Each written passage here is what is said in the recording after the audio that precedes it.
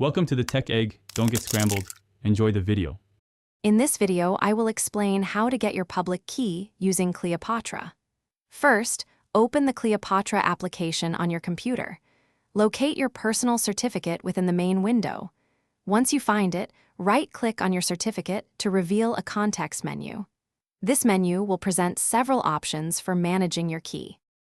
From the context menu, select the option to export certificates. A new dialog box will appear, prompting you for export details. Make sure to choose the option specifically for exporting public keys.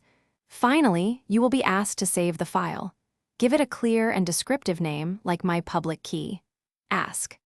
The file you just saved contains your public key. It is typically stored with a file extension such as ASC or GPG, indicating its format. This file is designed to be shared with others.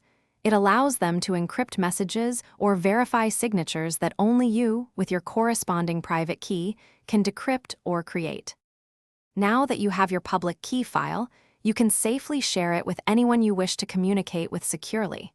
They will use this file to encrypt their messages to you, ensuring only you can read them. Remember, your private key always remains securely on your system and should never be shared.